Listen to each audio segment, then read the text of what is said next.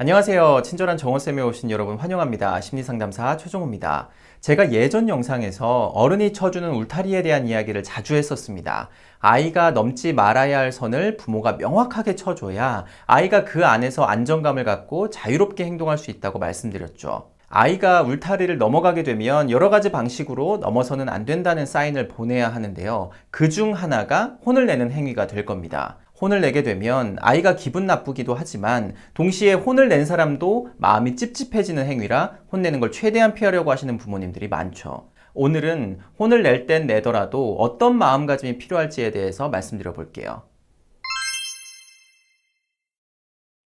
제 첫째 아이가 3살 때였나요? 그때 혼냈던 기억이 납니다. 제 아이를 혼냈던 기억하면 꼭 그때가 떠오르더라고요.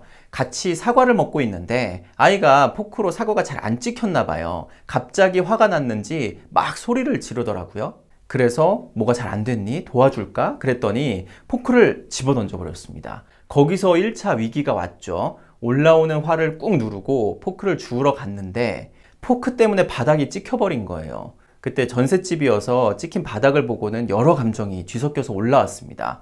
돌아서서는 아이를 막 혼냈었죠. 마음대로 안 된다고 포크를 집어던지면 어떡하냐, 던져서 누가 맞으면 크게 다칠 텐데 그렇게 하면 되겠느냐, 이런 메시지를 주로 담으려고 했었는데 아이는 제 얘기를 잘 들은 건지 엉엉 울기만 하더라고요.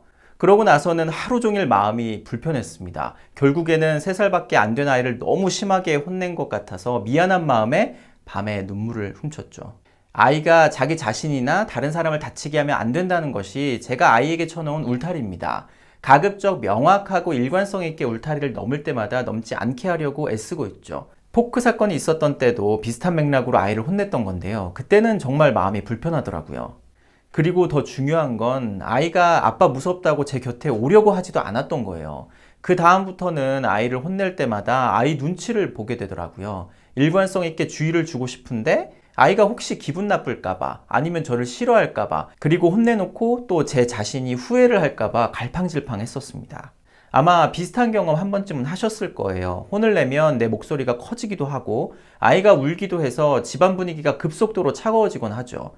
그렇기 때문에 부모가 혼내지 않아도 아이가 울타리 근처에서 스스로 알아서 멈추면 참 좋을 텐데 아이들은 2번, 3번 말을 해도 꼭 선을 넘습니다. 그럼에도 훈육은 해야 되기 때문에 혼을 내는 것 대신 잘게 쪼개서 울타리를 넘지 못하게 조금은 낮은 강도로 잦은 경고를 하기도 합니다. 그걸 잔소리라고 하죠. 혼을 내는 게 울타리를 넘었을 때 어른의 권위를 이용해서 다시 울타리 속으로 들어가도록 하거나 다시는 넘지 못하도록 정신 차리게 만드는 거라면, 잔소리는 울타리를 넘기 전에 너 울타리 근처에 왔어, 넘지 마, 넘을 것 같으니까 뒤로 물러나, 울타리 넘었는데 이번만 봐줄 테니까 어서 돌아가, 이런 식으로 메시지를 주는 거거든요. 근데요, 필요한 상황에 적절히 혼내지 않고 잘게 쪼개서 잔소리로 표현하다 보면 아이들은 그 말에 쉽게 피로감을 느끼고요. 동시에 어른들은 자신이 하는 말에서 오는 권위를 잃기 쉽습니다.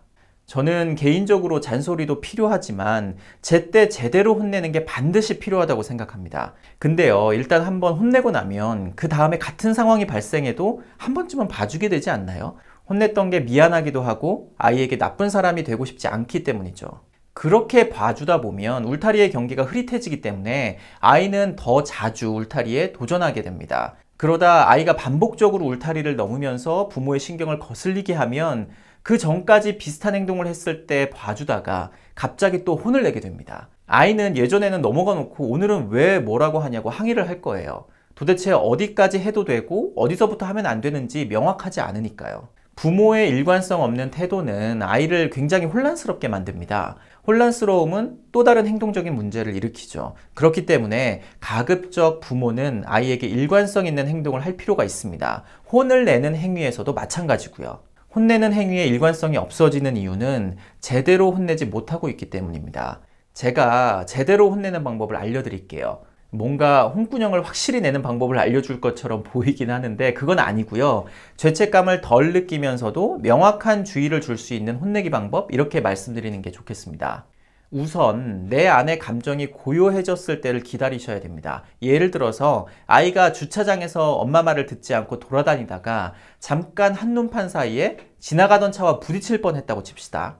그때 아이도 엄마도 모두 깜짝 놀랐을 거예요. 아이를 안전한 곳으로 데리고 와서 놀랐지 하면서 꽉 안아주면 참 좋겠지만 엄마가 당황하다 보면 아이를 감정적으로 혼낼 수 있습니다. 주차장에서 옆으로 나와 있으라고 했지 왜 말을 안 들어, 이런 말을 하게 되는데요. 사실 아이는 그 어떤 말도 안 들립니다. 아이도 당황했고 혼내는 엄마의 말도 무섭게 들리거든요. 그 말을 하는 나 자신의 마음속을 잘 들여다보면 아이에게 다음부터 그러면 안 된다는 훈계를 한다기보다는 일단 벌렁대는 내 심장을 좀 진정시키고 싶다는 욕구가 보이실 거예요. 또 이번 일이 처음이 아니라면 반복적으로 주의를 주었음에도 아이가 내 말을 무시하나 하는 화나는 감정도 느껴지실 거고요. 내 감정이 많이 섞여 있다면 혼낼 때 전달하는 방식이 조금은 거칠기도 하고 메시지가 명확하지 않은 경우가 많습니다. 나를 진정시키거나 무시당한 내 불편할 감정을 해소하는 게 목적이 되기 때문이죠. 감정은 보이지 않는 물과 같아서 부모 안에서 느껴진 부정적 감정이 자연스럽게 아이에게로 옮겨갑니다. 서로 불안하고 화나는 감정이 뒤섞이다 보면 제대로 된 훈육이 되지 못하는 상황이 발생할 수 있어요. 아이 입장에선 앞으로 무엇을 하면 안 되는지에 대한 메시지가 명료하게 들리지 않는 겁니다.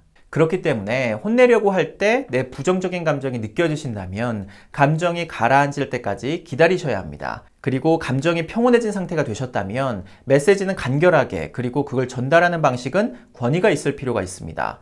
아이가 한 행동에서 무엇이 잘못됐는지 설명하고 다시 그러지 말라고 주의를 주는 정도로 마무리가 되겠죠. 예를 들어서 엄마가 주차장에서 돌아다니지 말고 옆에 붙어 있으라고 했지, 만약에 차가 너를 보지 못했으면 어떻게 됐을까? 크게 다쳤을 거야. 그러니까 다음부터는 엄마 옆에 꼭 붙어 있어야 돼. 이렇게요.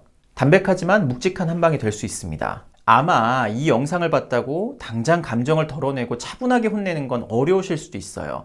그럴 때 가장 좋은 방법은 내가 지금 한 행동을 구분짓는 겁니다. 만약 감정이 많이 섞여 있었다고 느끼신다면 내 행위는 화를 낸 겁니다. 차분한 상태로 너가 한 행위는 이런 게 잘못됐고 다시는 하지 말라고 어른의 권위를 이용해서 명확하게 설명이 되었다면 혼을 내신 겁니다. 이렇게 구분짓는 것부터 시작해 보시죠. 만약에 화를 내셨다면 마음이 불편한 건 당연한 겁니다. 밤에 몰래 우셔도 돼요. 그리고 다음날 아이한테 내가 너무 지나치게 화를 낸 것 같다고 사과를 하시면 됩니다. 사실 부모도 사람인데 어떻게 화가 안 납니까? 내 말을 계속 무시해서 긴급한 상황이 발생할 수 있었다면 아이한테 화가 날 수가 있죠.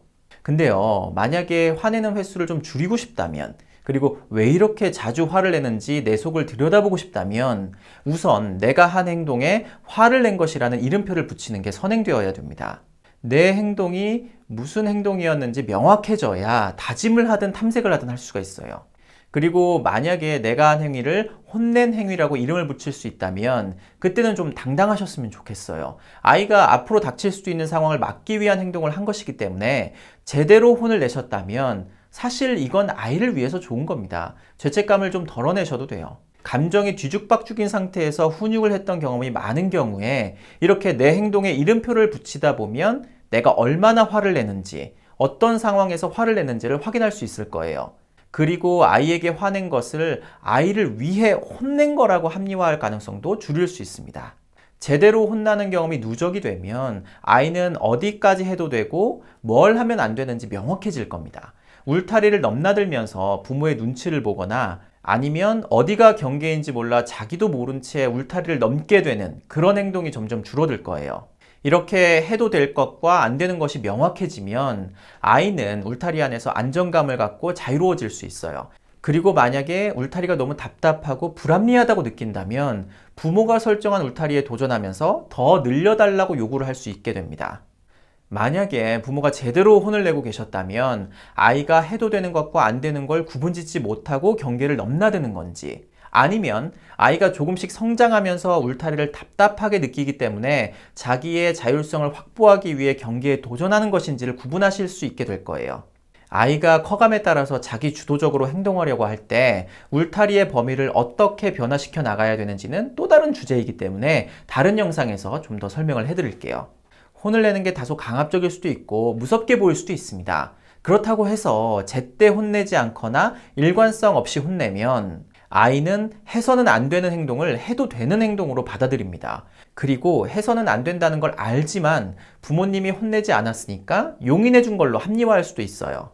너무 나이가 어린 아이에게는 혼을 내도 제대로 받아들여지지 않기 때문에 좀 어려울 수 있을 거예요. 근데요, 어느 정도 인지 능력이 생겨나는 시점에 앞서 말씀드린 방법처럼 제대로 혼을 내신다면 아이는 분명 명확한 울타리 속에서 안정감을 느끼고 자율성을 경험할 겁니다. 그럼 오늘은 여기서 마무리하겠습니다. 다음 영상에서 꼭 다시 만나요.